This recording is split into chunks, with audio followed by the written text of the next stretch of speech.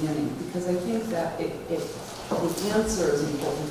What is the purpose of psychotherapy? And the people who have taken this before can't answer. What do you think the purpose of psychotherapy? Why do people come to see you? To feel better. Feel better? Yeah.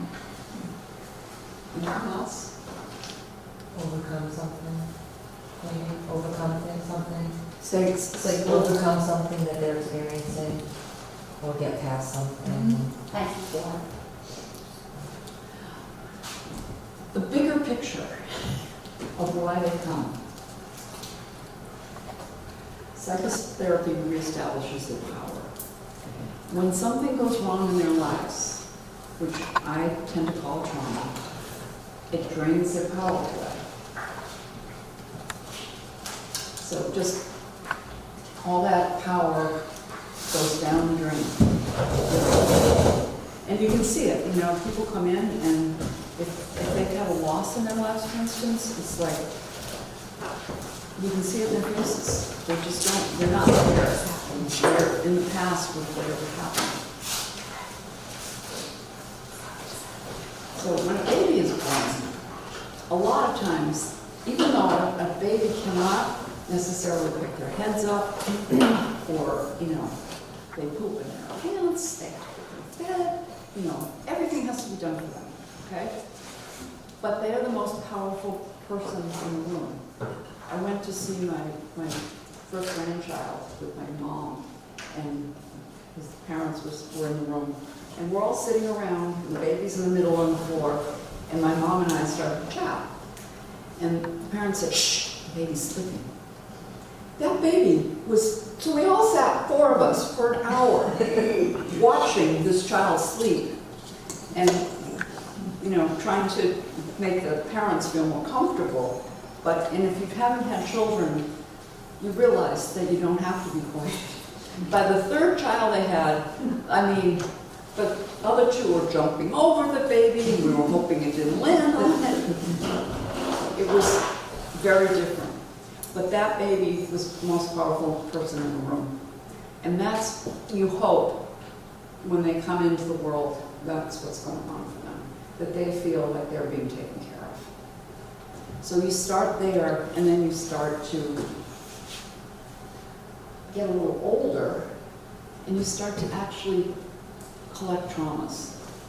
You know, maybe in this case, it looks like the brothers are getting along nicely, but maybe the older brother pinches the little one to make him cry, or, you know, does little things. And those are traumas that are starting to build up. So traumas, it's probably not a trauma you're going to work on when you're working with people, but it is something that you might talk about. How was it, your relationship with your brother when you were growing up? And maybe it was great, but maybe it wasn't so great. And that may be part of why their self-esteem is so low. Because if you have an older brother that you can never be as good as, it becomes a problem. So what happens in our brain when trauma takes place? So that's what we started to talk about. I love this picture, so that's back for that. So this is the non-trauma brain. So information goes into the center of our brain, and it goes to the front of our brain. Our frontal cortex, which has one of the things it does is it's a file cabinet for all the things that have ever happened to us. And I don't know about you and your file cabinets. I know you have probably all of them in your phone now, but I have real file cabinets. I have no idea what's in my file cabinets, you know. And I hope that last year's taxes are there, but sometimes they're not. You know, it's that sort of thing. But when things go to the front of your brain, you basically don't really think about them very much.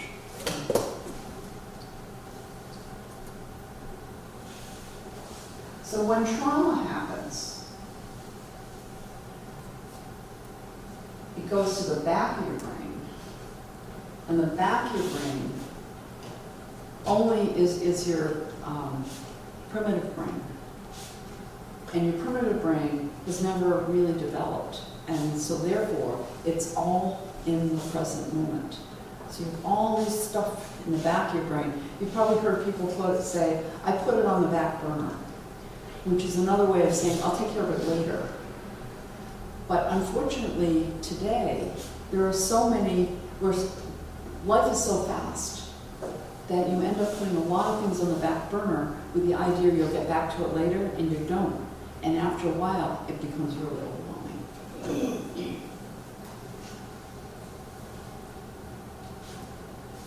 So, what does that mean in practical terms? So if you went to the beach with a bunch of friends 10 years ago, you might remember what beach you went to and how the weather was and had a good time. Or you might not even remember that. If you say, remember when we went to the beach? You might say, no, I don't remember that. Because it's in your frontal cortex. It's in that file cabinet that got lost. But it's not important. But if you went to the beach and you almost drowned, you would remember every single thing that happened that day. You'd remember what you had for breakfast and lunch. You'd remember what it was like being, towed under by the wave. You'd remember what it was like to think you're going to die. And when you finally leave and you're up on the, say you get saved, hopefully you get saved by somebody in the lifeguard is there and brings you back, and you look up and all these people are around you and the lifeguard's there, you would remember all the faces that were surrounding you, even though you didn't even know who they were. Because that is a trauma. And that trauma goes to the back of your brain, and it gets stuck back there. And when it gets stuck back there, you can get triggered. And when triggering could be you just start to choke on a glass of water, and you can't breathe for that moment, and all that comes rushing back to you so it's a flashback, as if it just happened. And you may start to make decisions in your life based on that trauma. I am not going to live anywhere near the ocean. I'm going to live in the middle of the country, and I'm not even going to live near a lake because that has water in it. And you decide that your children aren't going to learn how to swim because you don't want them to be anywhere near water. So one day, your child goes to a friend's that has a pool and doesn't know how to swim, jumps in the deep end, and almost drowns. Because you made the decision, you can't protect them that way. But you made that decision not to have them take swimming lessons because you don't want them near water. You might be even just wanted to be a Marine, and you decided, no, if I'm a Marine, I'm going to have to take swimming lessons and be tested being under the water. I don't even do that. So you decide you're not going to do that anymore, even though you would have made a really good one. So you make choices based on different traumas. And you don't even think about it. So the components of trauma, we started to speak about this. One component is the traumatic event. So we're going to use the example of criticism as a child. So that's ongoing trauma. It's not just a one-day thing. If a child is criticized once, usually they can slough it off. But if they're criticized every day, and they're criticized by all of the people in their lives, their teachers and their parents and their friends, after a while, it takes a toll and it becomes a huge trauma for them. Okay, so that's the trauma, the event. Oops, did I do that one? I did, sorry. So the emotions and the body sensations, which I call twins, they come together, and that's about what happened when you got criticized. So you might feel hurt in your stomach, or angry in your fist. A lot of times when people are angry, their fists will go like this. They want to hit something for somebody. Or sadness in their heart. It doesn't necessarily mean this is what it is for everybody.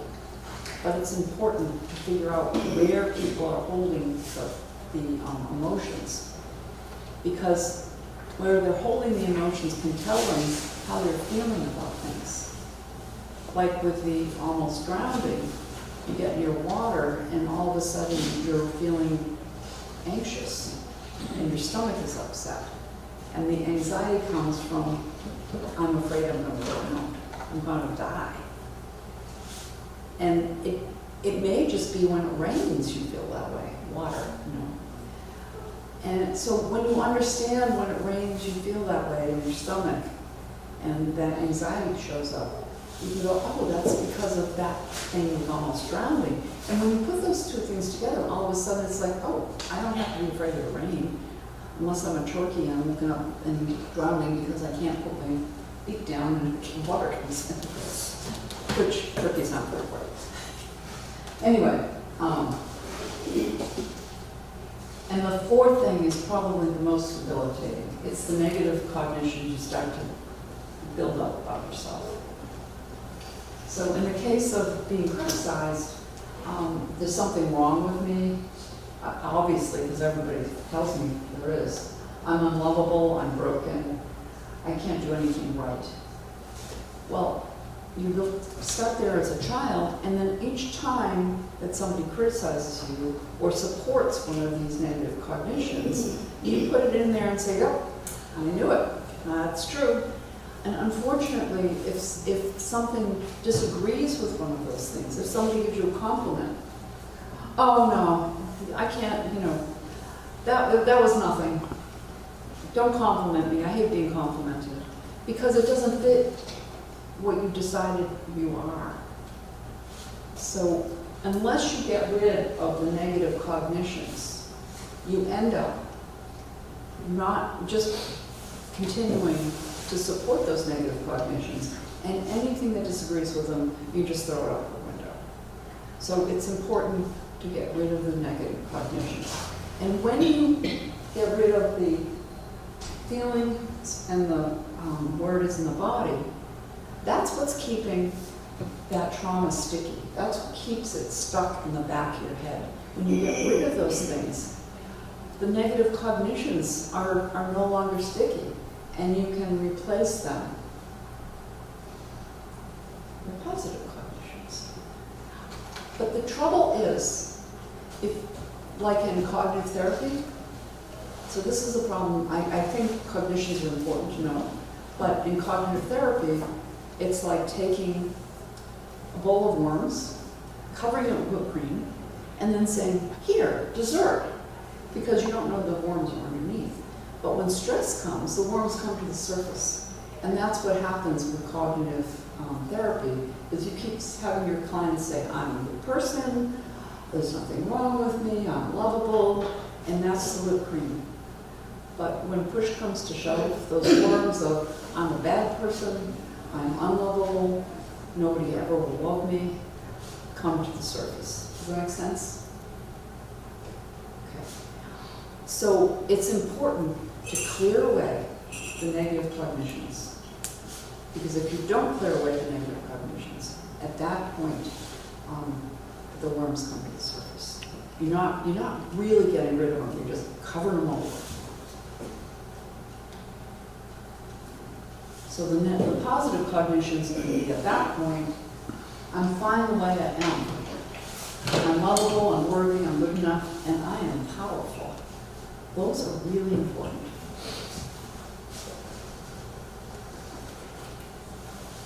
So this is your brain without trauma.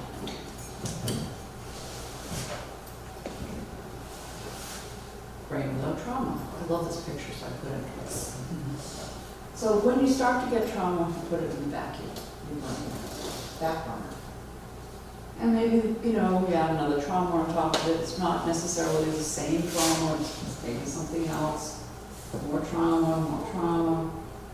And it builds up like a cataract, one layer at a time. Eventually, you cannot see to enjoy your life to the fullest, and it's cumulative, these traumas. They do build up. So we use coping mechanisms to deal with the trauma. It's like putting a Band-Aid over but it's not a Band-Aid that actually covers the whole trauma. So you can see how the trauma is leaking out.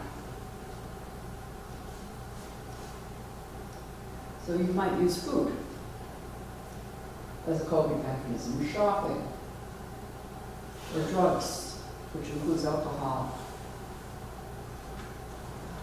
Cutting is really big with kids. That helps them feel like they can control their traumas. But you still have all the stuff that's leaking out. So some of these things are diagnoses, and I put those in quotes because I don't think they should be diagnoses, and some of them are symptoms. Nightmares, PTSD, panic attacks, anger, anxiety, depression, fear, sadness, OCD, hoarding. Hoarding is a coping mechanism.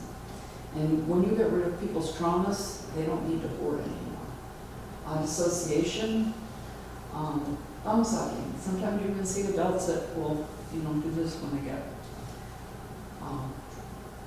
nervous. Eating disorders, bedwetting, and it could be a whole much more. These are just for example.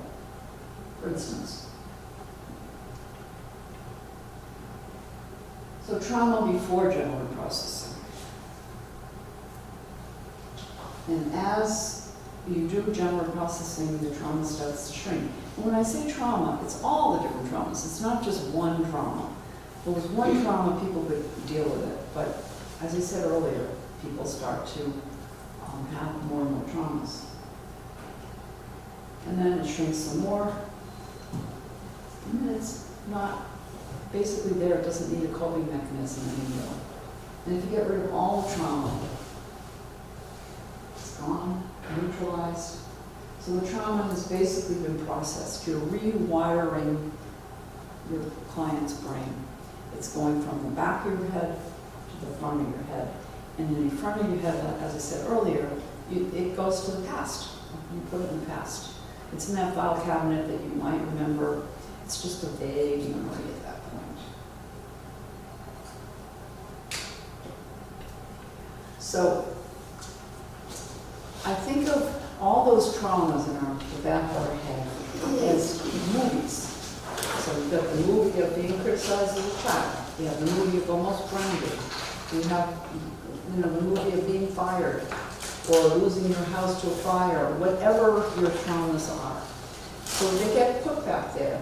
And they're basically playing, just like the movie does, but 24/7. And your client is the star of that movie, 24/7. Well, if you're doing that on 1 or 2 movies, it's not so bad. But if you've got 8, 10, 40 movies playing at the same time, it takes a lot of your energy away. So it's important that we get rid of people's traumas because it actually gives their energy back to them and their power back to them. Because the trauma takes your power away. You don't feel good enough anymore. You don't feel like you can accomplish anything. So some symptoms of trauma, and these aren't all the symptoms, but I'm just going to go through them kind of quickly. It gives you an idea when your client comes in if they have some of these symptoms, and they're in your book, so on pages 12 to 13. So if you want more detail on it. A nightmare or bad dream. Flashbacks. When people have flashbacks, they really think they're back where they were. I had one client who's a veteran in the Vietnam War, and when a helicopter would go over, he would try to hide under the cars, thinking that it was he was being attacked. He had to protect himself. And then people would be looking at him like, what the heck's going on with you? And he'd be so embarrassed because when he came back, he'd be almost under a car. But he really thought he got moved back into the past, what happened to him. So everybody else is moving in the world in today, and he's moving in the world in yesterday and reacting as if. I thought it was kind of funny though. He was a cab driver and somebody tried to rob him. That guy was very sorry.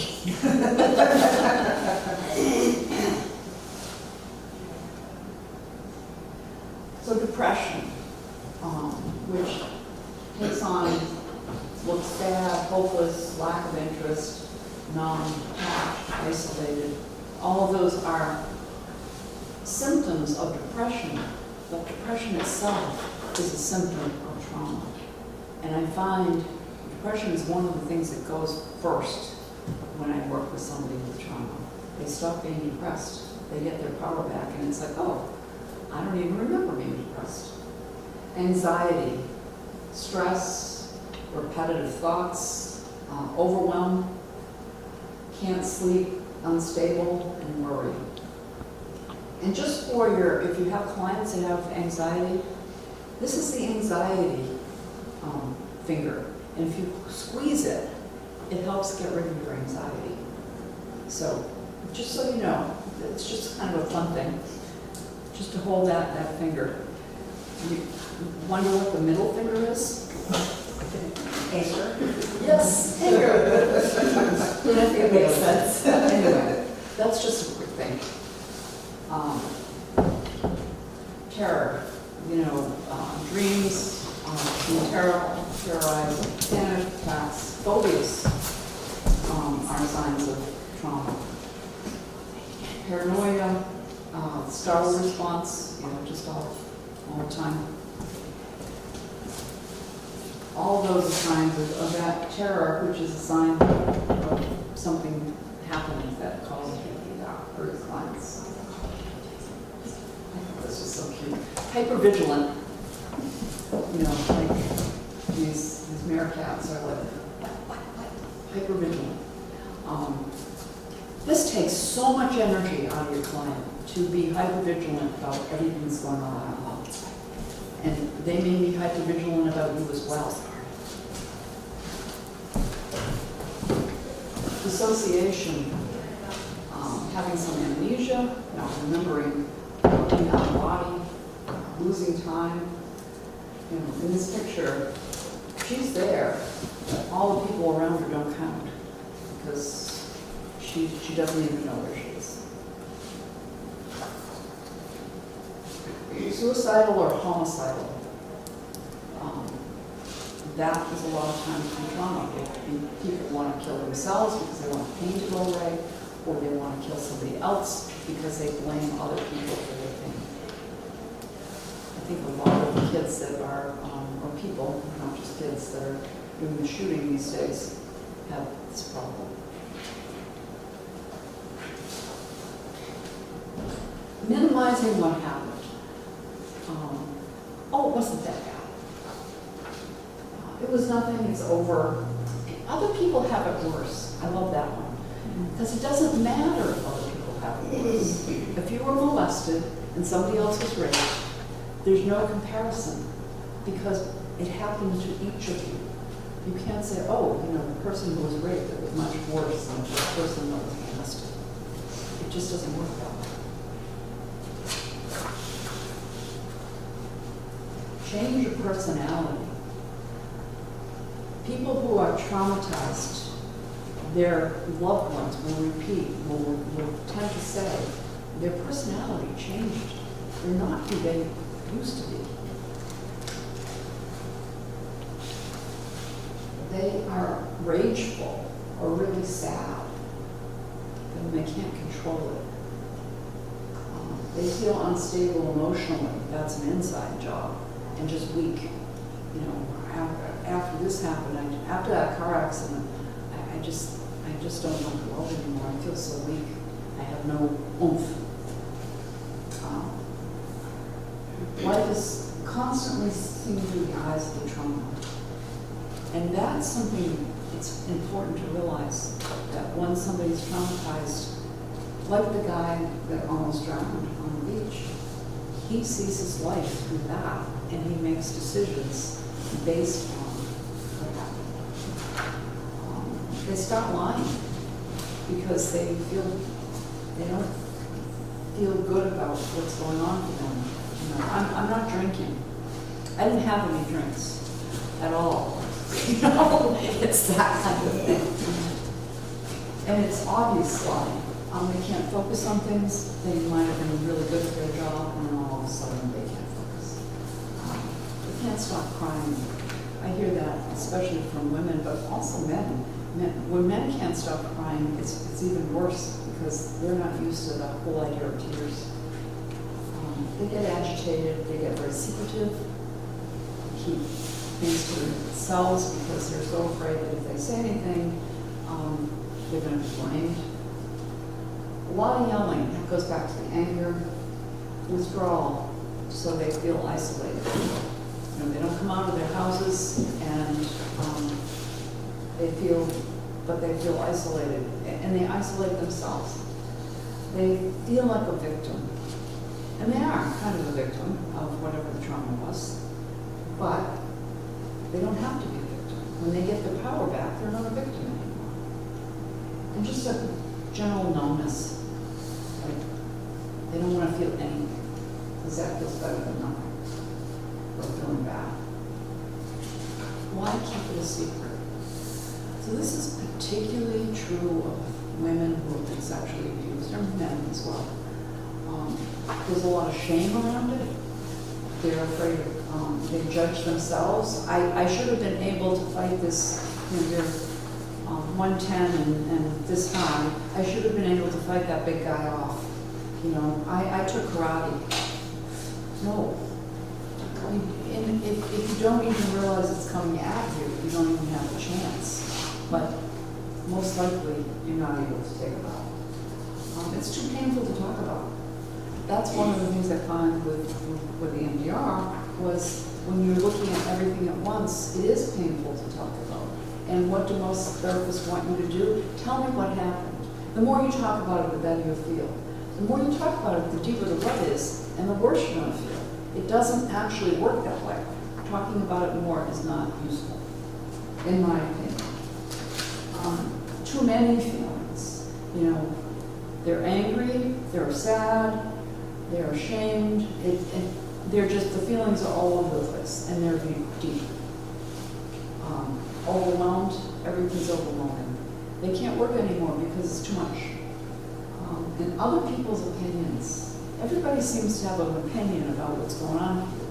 Well, just get over yourself. Your mother's been dead 2 weeks, and it's time to get back to work. You know, that sort of thing. That's not a good message to give someone that is just feeling overwhelmed because this was the person, this was their person, and they're gone now. Feeling alone, feeling guilty. You know, if I wasn't swimming in that riptide when I was told not to, I wouldn't have almost drowned. And people wouldn't have been put out because I almost drowned. It's all my fault. And trapped in trauma. That's when the flashbacks are with you all the time. You just feel like you can't get out of the trauma. Broken and more shame. But that alone feeling, I'm the only one. And I am the only one that it never happened to. That's why the Me Too program was so helpful, because so many women thought they were the only ones who had ever been attacked or molested or raped or whatever. And when people started, well, it happened to me too, they didn't have to tell what happened. They just, Me Too, and that went on and on and on. And it was so helpful for people to realize they weren't alone in their feelings. And people get triggered. Things that can trigger them, a thought. So if somebody says something or they think something, all of a sudden they're back in the trauma. Behaviors, other people's behaviors, your own behaviors. Like I said, with drinking water and almost choking, that would trigger somebody if they almost choked. Body sensations. If you happen to be in a car accident and it was a really hot day, when it's a hot day and you're feeling overheated, that could trigger that trauma. sounds, smells, tastes, scenes. You know, a lot of times when people have something bad happen to them, they can't go back to the scene of the crime. They just can't handle it. It's too much. I had a guy who was an EMT, and he got T-boned when he was in the ambulance with a patient, and he got T-boned, and he rolled and rolled, and the patient died, and he felt very guilty because he felt it was his fault. He got banged around because he wasn't in the seatbelt, of course, because he was taking care of the patient, and he couldn't pass the place where it happened, and he couldn't go back to where this place of work was. It took him a really long time to let go of that trauma. Here's somebody that works with trauma all the time, but when he was part of it, it didn't go so well. And touch. Touch happens a lot of times with people get married or they get into a relationship and your partner touches you in a way that you usually touched you, and you can't stand it. And it's hard to explain to your partner, when you touch me like that, I feel like my father's touching me or my uncle's touching me or whatever. And you may not even understand why you get creeped out. And if you don't understand it, you're not going to explain it. So understand all of those things are triggers. So coping mechanisms to deal with trauma. We've gone through those a little bit, but I just wanted to do it again. So some people use gaming and social media and tech as a way of coping. You know, especially the kids, you know, they get bullied, they go home to their game, and they feel that they're in control, they've got power. Overeating, big problem for, and it's a type of addiction. When you get rid of the traumas, the chances of people being able to control their eating is much better. Drugs and alcohol, gambling, sex, cutting, you know, all ways of dealing with the trauma, so that you're, as with a child, you know, teenager, they start cutting because they'd rather feel the pain of the cutting rather than the pain of their trauma. I always suggest if they're going to cut, use a paper clip, because it hurts a little bit, but it won't cut them. I'm not encouraging it, but it's better than going to find some huge barber. Downplaying things. Oh, it wasn't that bad. But inside, it is that bad. But you're acting as if, piece of cake, no problem. You know, it doesn't matter. And our little hypervigilant guys came. So the first step in working with trauma is to take a thorough history. So, as you might have noticed, we're just talking about trauma right now, really not getting into the process. But if you don't understand trauma, you're not going to be able to do trauma processing. So that's why I'm spending that much time on it. And there's a lot of information in your manual, and there's more information in the book. So taking a thorough trauma history, not just a history. And you can add this to the history you already did. You don't have to use my particular history taking technique. But a lot of people are never trained to pass about trauma. I worked in a clinic forever. And one day we were having a meeting with everybody, all the clinicians and our director. And one of the clinicians started to say, I think that, you know, like 70% of the people that come to the clinic are traumatized.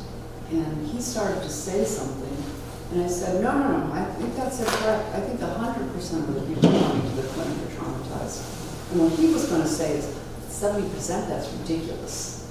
And he backed off. But that was what he was going to share with everybody, that trauma's not that important. And I was like, it is. So I think it's important to do trauma history. So some of the targets and targets the events that you're looking for is a traumatic event. That's obvious. But sometimes it's just the emotions. People come in and they're having strong emotions and they can't get rid of it. Especially if you've got a guy that's about to get divorced because he's so angry and his wife's had it up to here with it. So, you know, looking at the emotions or the sadness that comes in is important. Sometimes the only thing people give you is how they're feeling. Back pain, a lot of times, is caused by trauma. I had one client who had severe back pain. She was on all kinds of medications for it. Her husband was a doctor, so no problem getting the heavy-duty stuff. She had 2 children out of wedlock with somebody she was totally in love with. Her parents made her give both up for adoption immediately. She never even saw the children. And basically insisted that she get this person out of her life.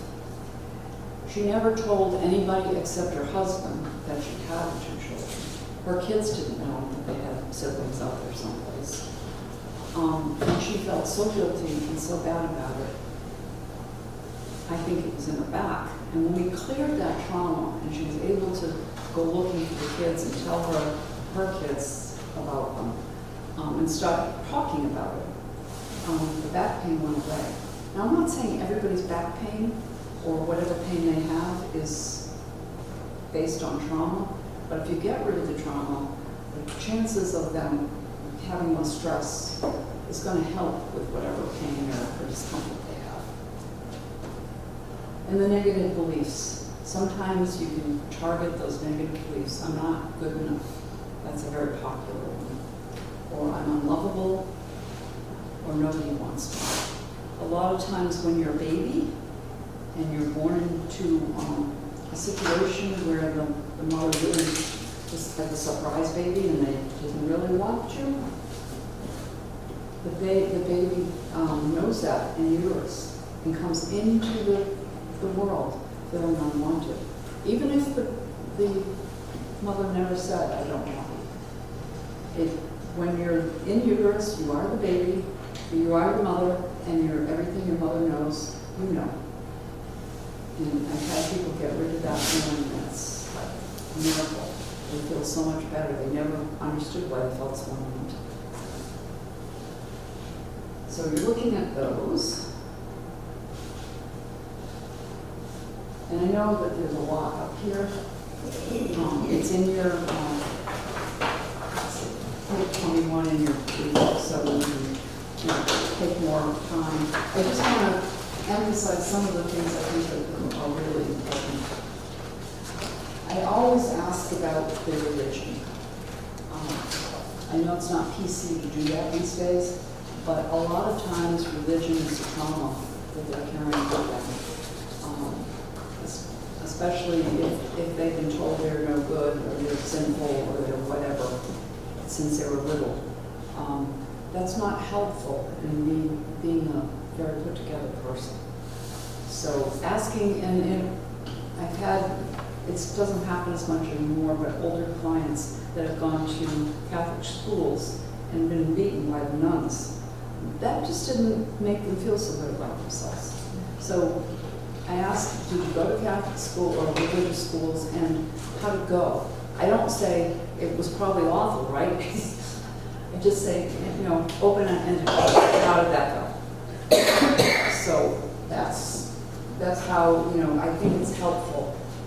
And also if they're spiritual, because then you know what kind of language to talk to them in, as opposed to, you know, if they're very Christian, you use one set of language. If they tend to be more spiritual without church, it's maybe a different set of languages. Occupation, sometimes the occupation is the problem. You know, they're a teacher. They hate being a teacher. Their mother wanted them to be a teacher because she was a teacher. I'm just making that up, but sometimes what people choose to do is not what they want to be doing, and that makes a difference. Previous treatment, I think that's important, but I don't go into detail about who they saw necessarily. But when it happened, so when did they start having therapy? You know, how old were they, what grade were they in, what was it for? How long were they in therapy, and was it helpful or not helpful? That's all I ask, because sometimes the therapy is the problem. And if somebody's been in therapy forever with different people all the time, then you might ask, why do you keep switching, and why me? Why are you here to see me?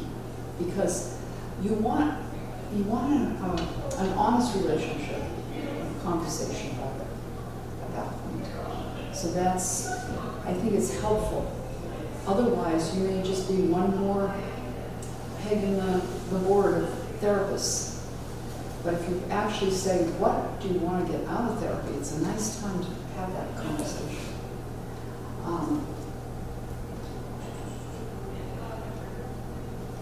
Any mental health hospitalizations, I kind of give you some background. I don't care where they went necessarily. I just want to know how it went. A lot of times when people are put in mental health hospitals, that's the trauma. I had one woman that ended up being an overdose, but the overdose was from her doctors giving her too much medication, and so she ended up hospitalized, looking like an overdose, but it wasn't her fault. And she was like underneath her bed for 2 days and nobody bothered going to check on her, you know, because she was freaking out, so she was very upset. So hospitals in themselves can be an issue. So, you know, why were they there and for what? I also like to ask if they've gone to anything else like AA or Readers Anonymous or, you know, those types of programs, because those are also ways of getting therapy that are different, that aren't one necessarily helpful. So the physical health, I'd like to check on the mother, how the mother is at the very beginning. When the client was in uterus, was the mother anxious or worried or upset about anything? We'll get to that later, but knowing that information is really important. And then just general stuff like any accidents. And I usually say car accidents or falling out of trees or off horses and things like that, because sometimes people only think of car accidents. And even just if they were very badly hurt. Operations, a lot of times operations don't go so well. And even if the person is out, their bodies are very aware of being operated on and mistreated while they're operated on. I had one woman who had a thyroid operation, and I guess they put you in like a crown to hold your head steady, and then they tie you down and keep your head up like this while they're operating.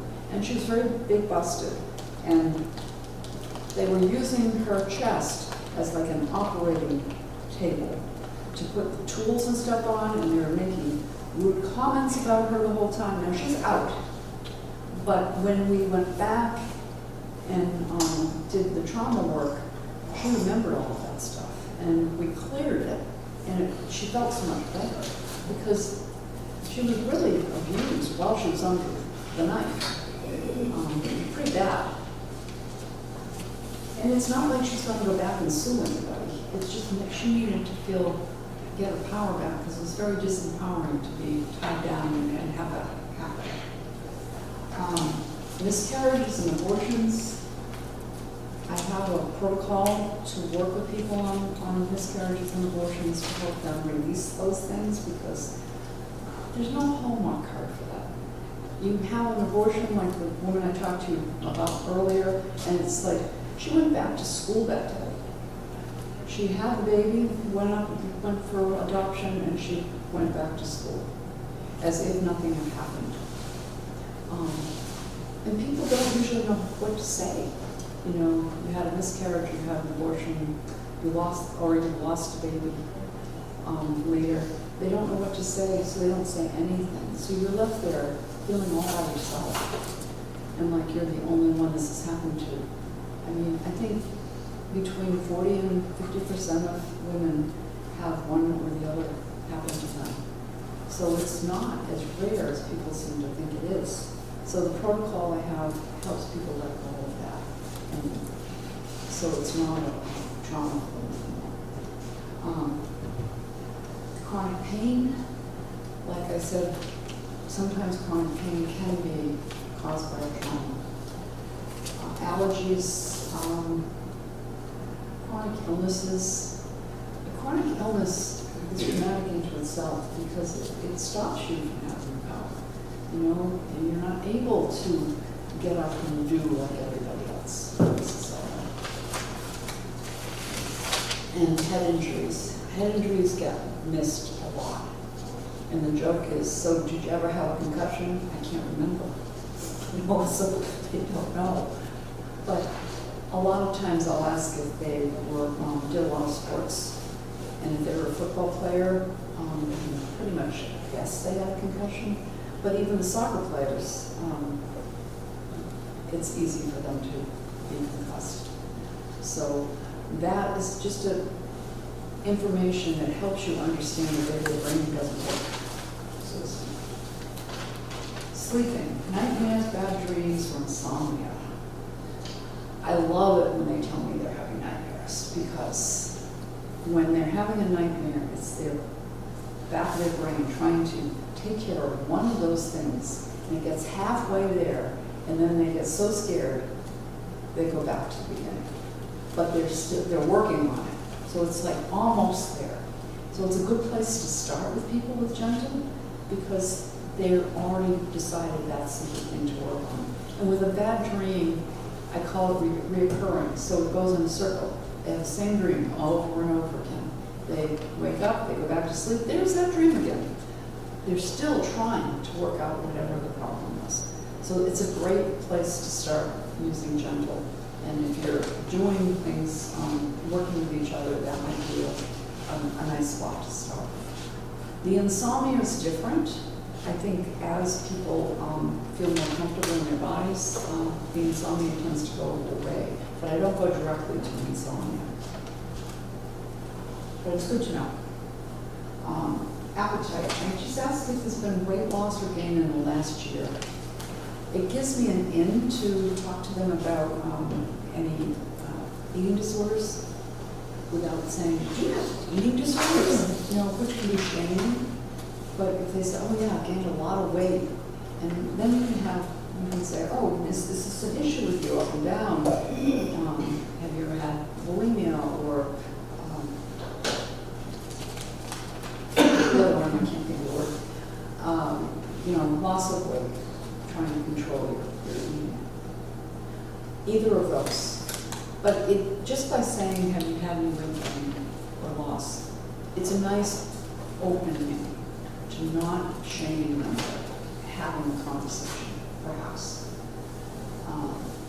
Addictions, I usually start with alcohol. What's your relationship with alcohol? And I don't drink too much. That's usually a sign, how much do you drink? Because it's usually people that say I don't drink too much are, you know, they don't think a 6-pack a night is a lot, but it actually is. It's not good for your body. They may not even know that that's a lot because all their friends do the same thing. But I usually ask, and unlike some therapists that think that people lie to you about their drinking, I think most people don't. You know, especially if you say, you know, what do you drink and how often you drink it. You know, being very specific. I only drink on weekends. How much do you drink on weekends? Oh, a case. You know, that's problematic. That means they're hiding from something. They're using it as a coping mechanism. And I usually tell them about that coping mechanisms. I mean, if you have a couple of glasses of wine with dinner once in a while, I'm not saying it's a bad thing, but you know, if you have a case every weekend, it probably is a coping mechanism. When you explain that, I think you're trying to cope with some traumas, and that's why you're drinking as much. And I find that when you clear the traumas, the drinking goes down all by itself, so you don't even have to talk about it. I had a client who had some cutting issues, serious cutting issues. And my director said, you know, he's drinking too much and he's cutting. You need to get him into a program before you do any trauma work. And I said, no, I'm going to do the trauma work and then we'll see if he needs a program. He said, no, I'm telling you. I said, yeah, but he's not your client. And so I did the trauma work first, and when I did the trauma work, what I found out was he was the youngest of two brothers, and his older brother had a lot of friends, and they were using him as their sex toy. And when we cleared that, the cutting went away. Surprise, surprise. And he wasn't using as much. So this director actually came to me and said, you know what, I was wrong. You know, evidently you knew what you were doing. But I'm just saying that I think it's okay to work. And it doesn't mean you always have to do that. If I've got a client now that's just went into rehab before we do the trauma work. It's fine to do it that way, but I think he's going to stay sober after he gets back if he continues to do the trauma work. So it's not either or. You have to be flexible. And with all the other addictions, I mean, there's a lot of addictive behavior, and addictive behavior is just coping behavior. And when you look at it that way, and when you describe it to your client that way, there's a lot less shame attached to it. Phobias are nice because it's usually an easy way to show somebody how gentle works. I'm hoping that somebody has a phobia in here I can work on to show you how to get rid of how gentle works in a very basic way. Because usually 20 minutes I can take care of a phobia. And it's not because I'm magic. It's just, it's a coping mechanism that doesn't have to be there.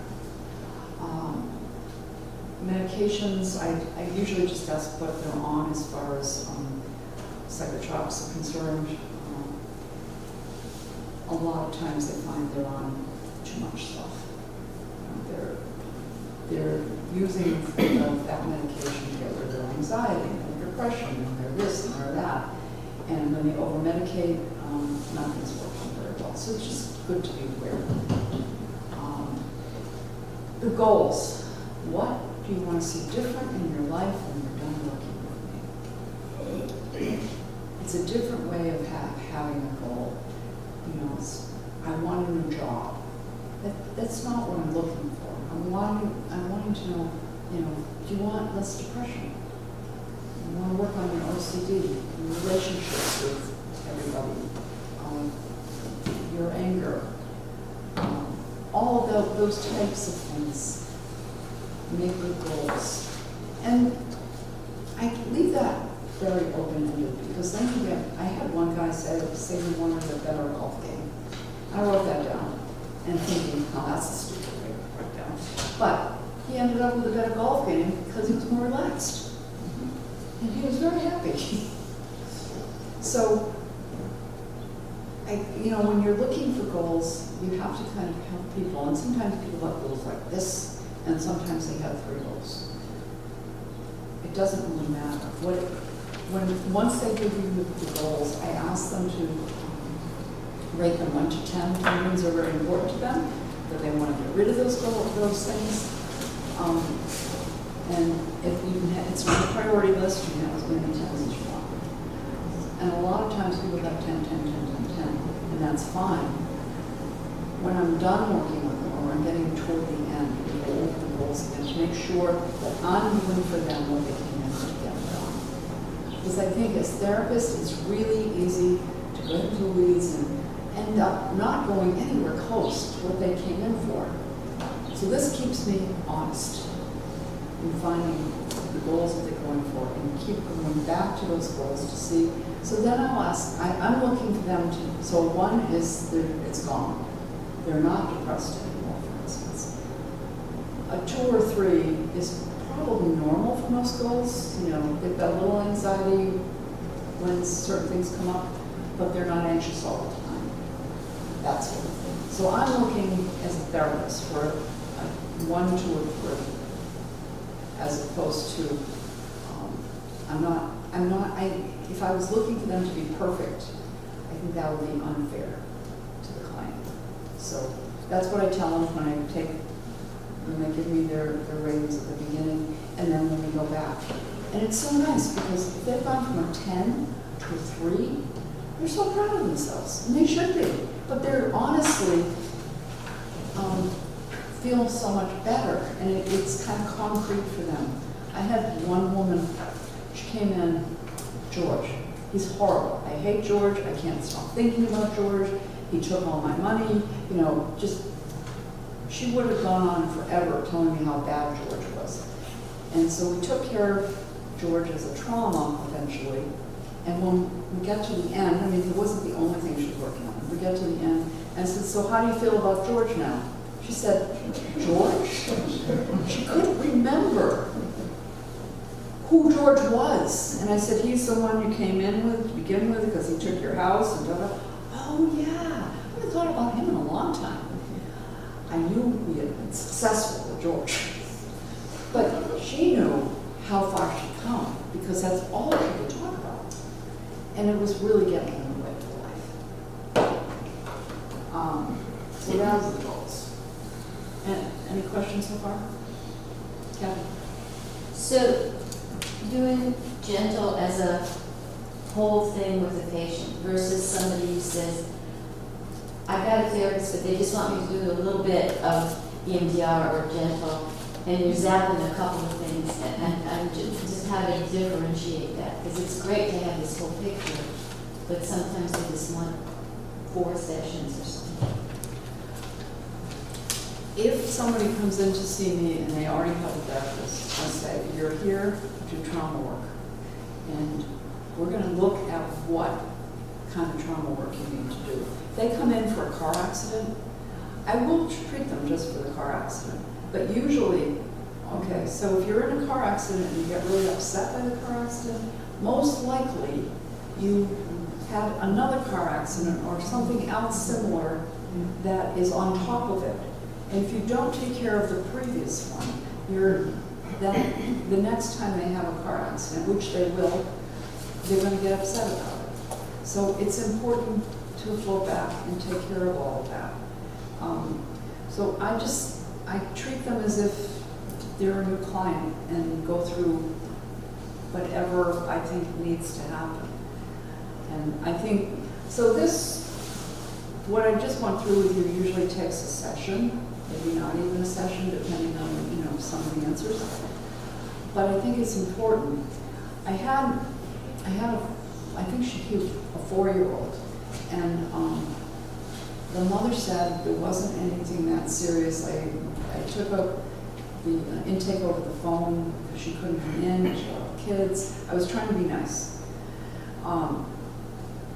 If I'd seen her usually with the child, I'll take the mom first, or the parent. If I had seen her in person, I would have probably gone deeper. So we worked on something that she thought he had problems with. And at that point, I would have them basically draw a picture of what the problem was, and then we take the picture, and I have wood stove, and you throw in the wood stove, and usually kids got a kick out of that.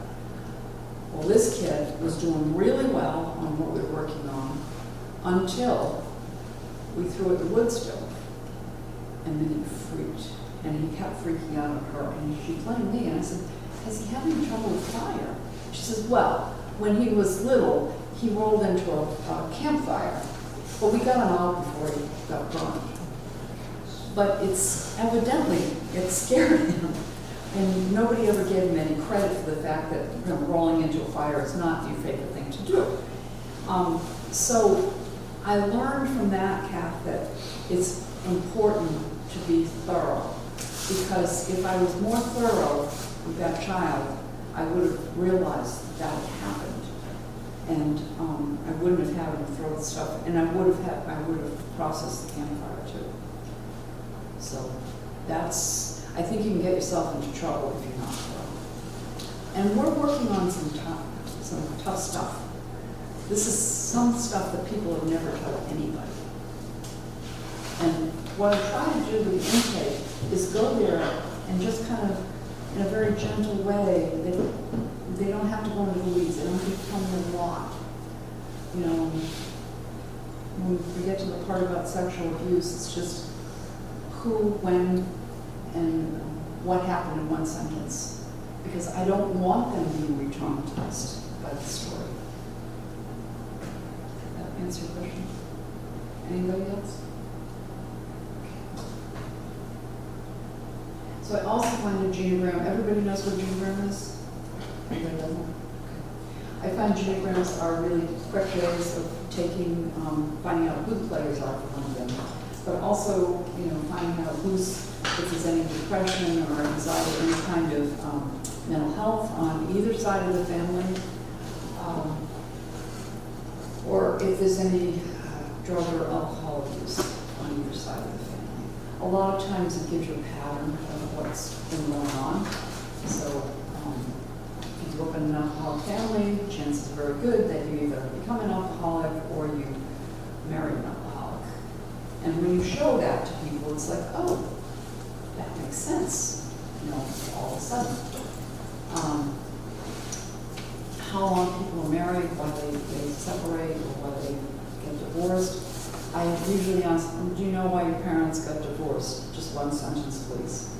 Because people can go on and on about that. But in one sentence, you get it basically, you know, boiled down. And, well, my father cheated. That's easy. But I don't need to hear all about how he cheated and who he cheated with at this point. So all of that can go on the genogram, and also any miscarriages or abortions can go there. Little triangles are for those. And if people have passed, and I usually ask why people died, and how old they were when they died, because that usually gives them some information. A lot of times there'll be a suicide. If there's a suicide, that can affect a family 3 generations down.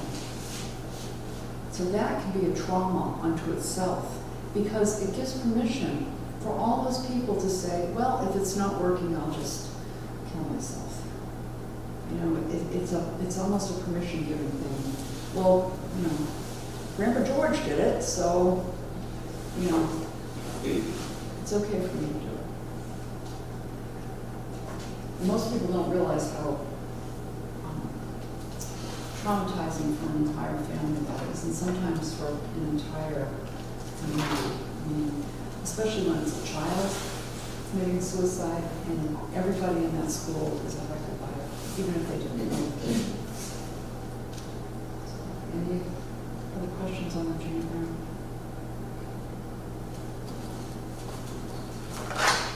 So this is in your book on page 23, so you don't have to write it down. These are some of the types of targets you might be looking for, and they may come up while you're chatting. Addictions, mental health issues, emotional abuse, physical abuse, sexual abuse, illnesses, accidents, miscarriages, and abortion. So those are events that happen in people's lives. And most people think those are the only targets you're going to find. But emotional targets also, if people come in and they're particularly emotional about anything, you can use that as your target. And when you're working with each other, that's a fine target to use. Body targets, we talked about that a little bit, but sometimes it feels like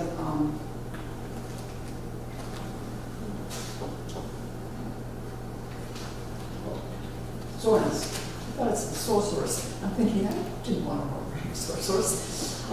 So, you know, if somebody comes in and they've got a lot of tension, pain, soreness, empty, and sometimes people just describe feeling empty. You know, they just feel like there's nothing there. That's probably it's a trauma that's behind that. Aches and tightness, just feelings in different parts of your stomach at certain times.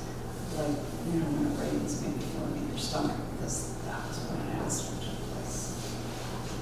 Relationships are really good targets. If you can't find anything else to work on, ask, when's the first time you had trouble, any issues with your father, with your mother, with both of them at the same time, or with siblings? Because a lot of times there's trauma in all of that. Sometimes there's not, you know, but if somebody says, no, my father was the best father ever, that's probably not true. But you might have to go into that in a different way. Thought targets. People don't think of that as a necessarily a target, but if somebody feels unlovable or sad or not good enough, feeling not good enough will keep people from doing the best in their life as they can. You know, they just give up. You know, they might not become the teacher they want to become, or because they don't think they're good enough to get through school or something like that. It prevents them from going forward. And when you get rid of those, people blossom like you wouldn't believe. All of a sudden, they start taking classes, or they start, you know, they change jobs, or, you know, decide to have that child that they didn't want to have because they didn't think they'd be a good parent. It makes a huge difference in people's lives. Okay, so we're just going to have a little fun with this. I want people to tell me what they think a trauma is. Not a trauma is this, but what, name some traumas. Birth. Birth? Yeah, that's a good one. Oh, come on, you're terrible. Bullying accidents. Excuse me, bullying, perfect. Being fired, Say again? being like fired from the job. Accidents? Yes. Yeah, Abuse. all kinds of accidents. Abuse. This is sad. Physical, sexual. Yeah, all kinds of abuses. TV. TV? Watching. Oh, television, Yeah. media, yeah. It can be very traumatizing, especially the news lately. Yeah. Illness. Illness. Illness. Yes, she said illness. Illness, yes, absolutely, especially chronic illnesses. Failing? Failing at a job or in school, not doing well. Living with someone who has mental health issues.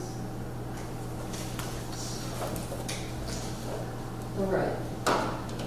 I would give you guys a C. So let's go through some possible slides. No offense, but it just goes to prove that people don't understand what traumas are. So losses, and losses can come in all kinds of flavors. You can lose people, you can lose homes, you can lose your job, you can not be able to get through school, you lose children. Lots of losses, very traumatic. Natural disasters. It seems that you can't, you know, put the news on and not see the natural disasters. Earthquakes, snowstorms, people getting caught in their cars in the middle of a snowstorm, ice storms. My area had an ice storm and we were without power for like 2 weeks, and some people were literally iced into their homes and couldn't get out, and they didn't know what was going on because their wires were like ripped off the house. Earthquakes, hurricanes, tornadoes. A lot of tornadoes in the country that just come out of nowhere. And this is sort of what it looks like. And you can literally lose everything, but it's the weather that comes through that really makes it scary. So I had a kid that she was up in the mountains of Colorado with her parents, and they started to have just a regular thunderstorm, and they decided they ought to get back to the car quickly, so he picked her up and was running with her. And it turned out that they had flash floods, and they almost got caught in flash floods. So she was scared to death of thunder and lightning storms. And she was probably like 6 or 8. Anyway, she was gonna go to camp. They wanted her to go to camp. She didn't want to go to camp because what happened is if there's a thunder shower, you know, she thought every thunder shower was gonna be life-threatening. So I said, you've got to let me work with her before she goes to camp. That's not fair to send her into that situation. Well, she's got to get over it. And that's what I hear a lot from parents, you know, you just got to get over it. So I worked with her, and that day she came out of my office and the clouds were starting to get dark and swirl around, and it didn't bother her. And she was fine at camp. But I'm just thinking, if she did go to camp and she did see some lightning and cloud, even clouds were bothering her at that point, she would have had a tough time at camp. You know, it would just be compounded, the trauma. So sometimes, even things like that make a difference. Physical trauma. I figured after the disaster picture you needed something funny. Any kind of physical trauma, you know, being hit, being in an accident, being ill, even living with people who are ill, that you know, if you're an underlying person.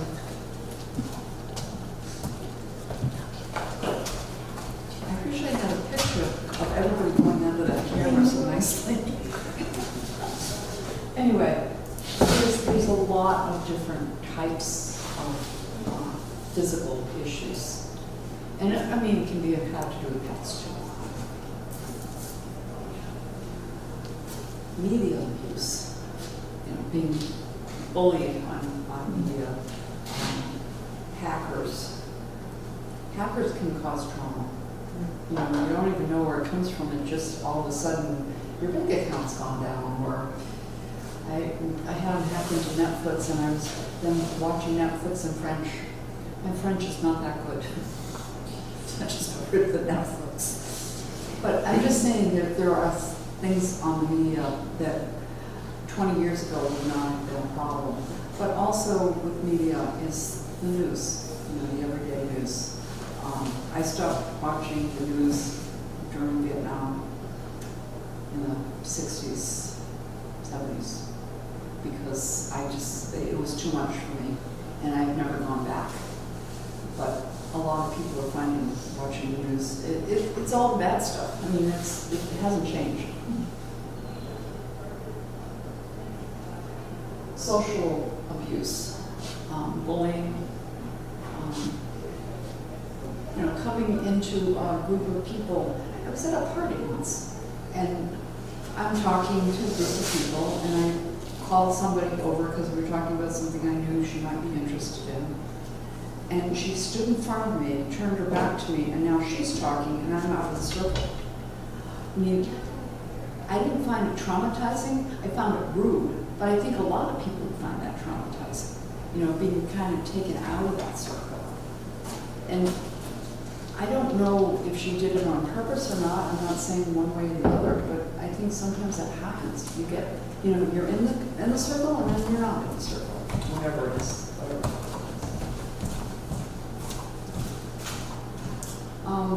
Physical abuse, sexual abuse, all kinds of abuse. Usually that ends up being traumatizing. But it's amazing how long people put up with it. Oh, he didn't really mean it. He said he was sorry. He gave me flowers. You know, all that kind of thing. He only cheated that once, and not all the time. You know, that sort of thing. So, back to abuse.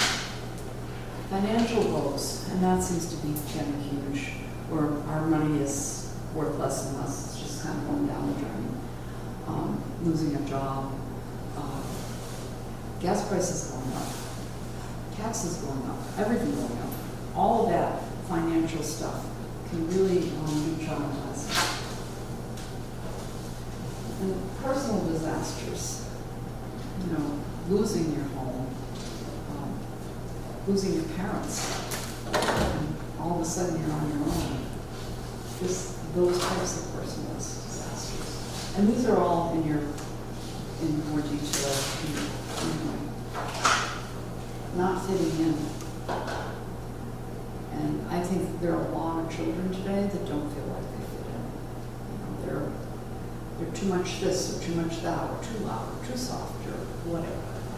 Every time I met with my oldest child's teacher, she didn't say, what a sweet girl, or she gets good grades. She said, she's so quiet, she never says anything, she needs to be with more people. And then they point out the people she should be with that were bullying her. It was like, no, that's not a good plan. So not feeling like you have friends to fit in with. And it makes such a big difference when you find your peeps and you feel like you fit into anything.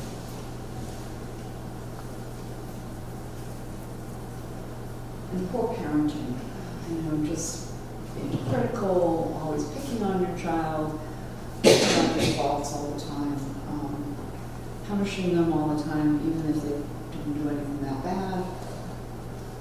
I'm sure that you've worked with people that are not the best parents. And secondary trauma, that's what we get. Yeah. When we get, especially when we get into the weeds with people and they tell us the stories in detail, we get secondary trauma. One of the nice side effects of gentle is you don't have to do that. You're just asking, if it was rape, when did it happen, who was involved, and how did it affect you in one or two sentences. That most people can handle. You don't need the details. But secondary trauma, in this case, the parents are fighting and the child is hearing them fight. So that's secondary trauma. They're not beating her, but it's hard to realize. So she's thinking, are they going to get a divorce? I wish they would get a divorce. No, don't get a divorce. It's that sort of thing. But secondary trauma happens a lot. The EMTs and policemen and firemen end up with secondary trauma from seeing the trauma that they see. So this is in a nutshell what genital does. Genital processing reduces the emotions and body sensations from a traumatic event, thus neutralizing and making on stigma, the overwhelming event, and allowing positive cognitions to be installed, resulting in the reestablishment of power. And that, I'm not sure that's in the book or not, but that's gentle in a nutshell. That's what I'm hoping happens for all of you.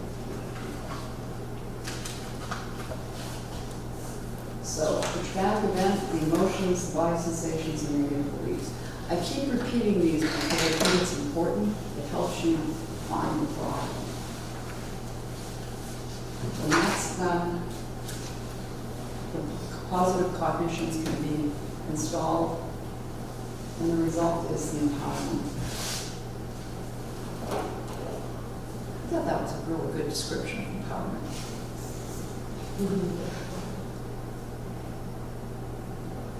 Another way of looking at this is genital processing gently removes the thought patterns the client has been looking through, and the client can see his or her life through a clearer and more positive lens.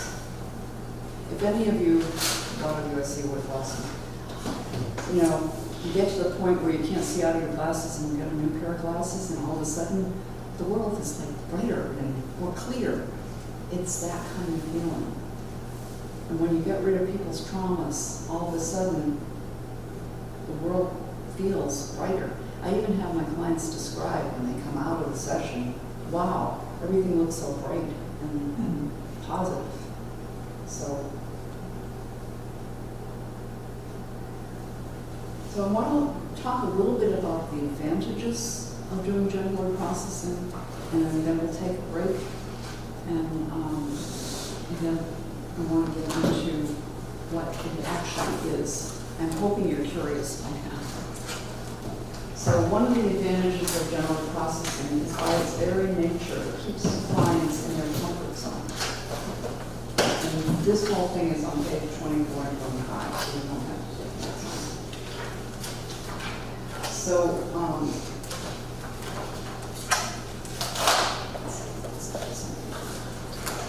Ogden and Milton came up with this idea. This was a long time ago. That basically you do therapy in that comfort zone area. If people get too upset, they get hyper aroused, and at that point they can't do the therapy because they're too busy, basically. And if they get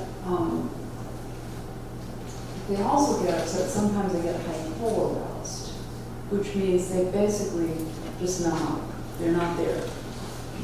You know, maybe you have people doing therapy with you and all of a sudden you know they just checked out. And you can't do therapy with somebody who's checked out. So my thought was if we could keep people in that in-between place without them getting too upset, which was my EMDR person that was, you know, on the floor in a corner, or too numbed out, was when they get that blank look on their face and they're just not there anymore. Then we could actually do more trauma work. So what I find is when we do general processing, it expands that by quite a bit. And if you find that they're starting to go hyper or hypo, you can actually break it down into smaller bites, so to speak, and that's going to make more sense later. So it's easier for them to take it on. So if you're working on anxiety and they're just looking at all the anxiety in their lives, you might just look at anxiety of one thing at a time to break that down, and that makes that window larger. So the other thing I want to talk to you about is bilateral stimulation. So if you've been trained in EMDR, you know about that. But bilateral stimulation is basically stimulating the left and right side of your body either by sound or touch or visual. So when you come up just for a second. Yeah.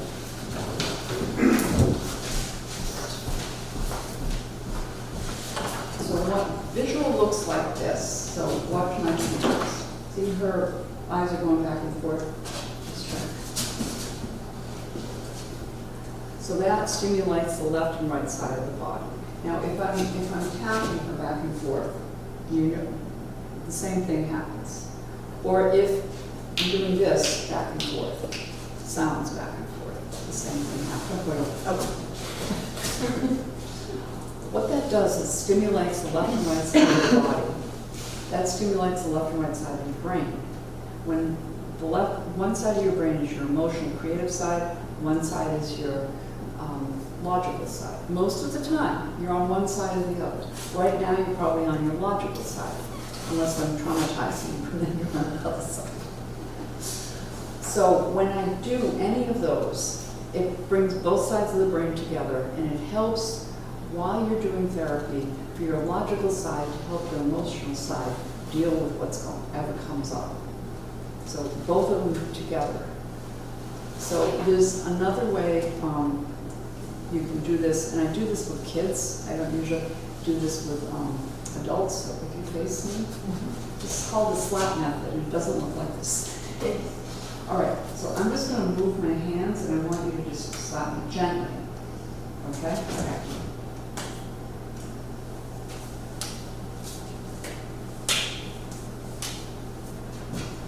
That was really good. Thanks. Lee Greenwald came up with that, and I like using it with kids when they're antsy, because they can't be antsy and do that at the same time, but they're going back and forth. Now, they used to, when I learned EMDR to begin with, this is what we did. You do that for like 5 minutes, it hurts your back. And the way they had it set up, you just do it for a little while and then you stop. And I think it's because it would really hurt your back if you just kept doing it. But with gentle, you're doing the bilateral stimulation the whole time. So they do have what they call light bars, and you can watch the light bar go back and forth. But because I want you to have your eyes closed with gentle, it doesn't work so well. So I don't recommend the light bars. I also have, hold on.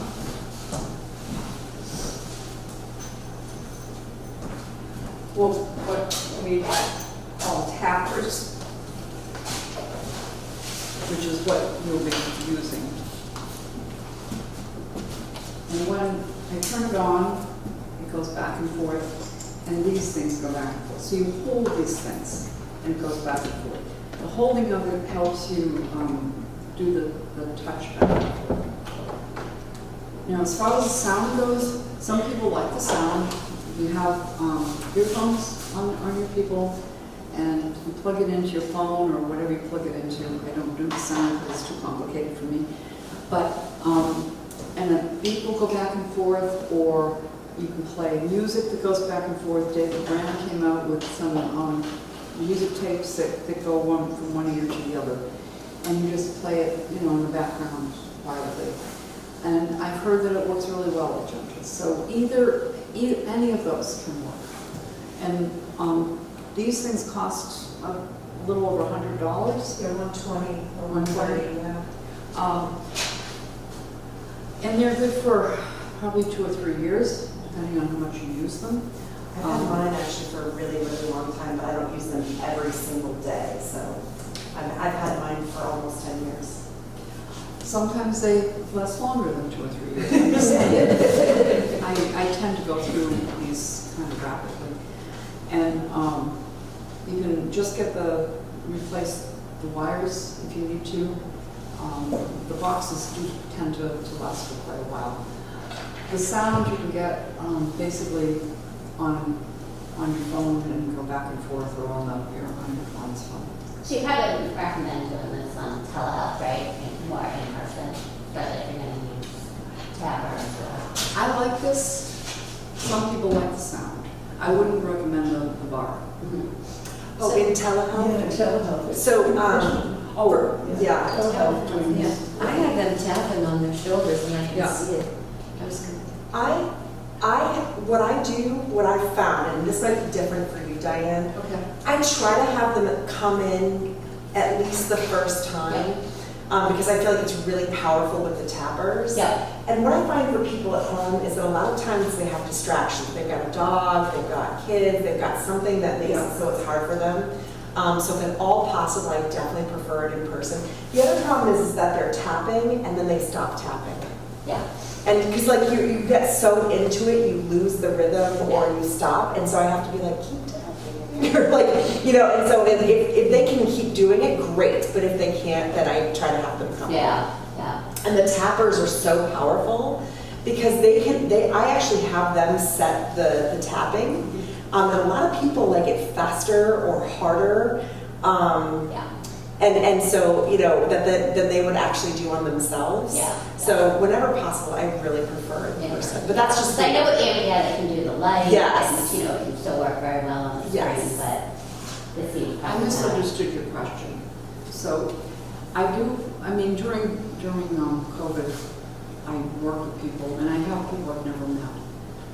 And I have them do the tapping like this, or some of them like to do the tapping like this. I can see, and do this. And I just tell them every once in a while, I'm going to say, keep tapping. And if you're still tapping, that's good. If you're not, I'm just reminding you, because I can't see. Yeah. So that seems to work fine. The other thing is, if you don't have them tap, it still works. I think it gives it more power when you do the tapping. Yeah. Okay. So, you know, it can work. I mean, at this point, I see everybody pretty much at my office. But I have somebody in California that, you know, they don't want to make it come in.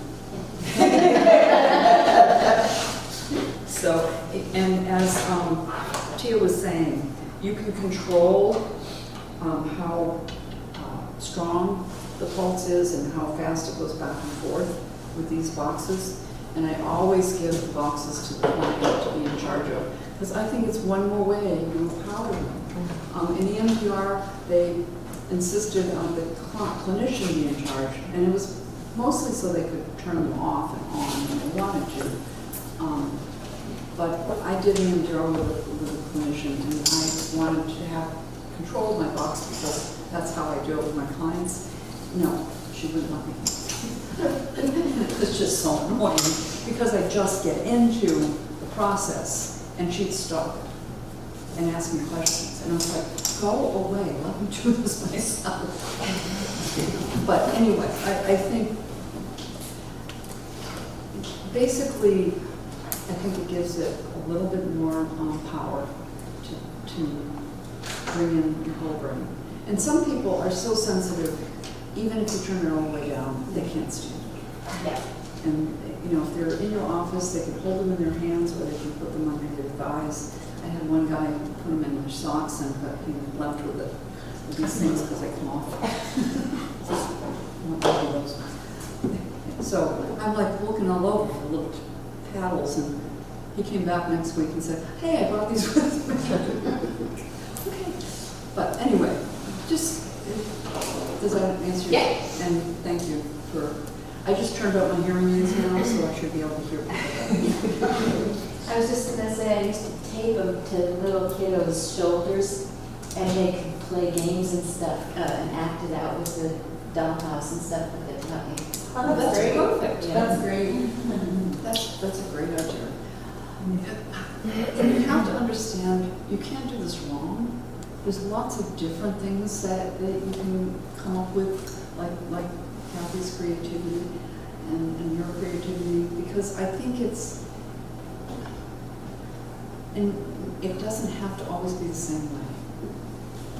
With so many of the procedures out there, you're supposed to follow a particular protocol, but it leaves people out.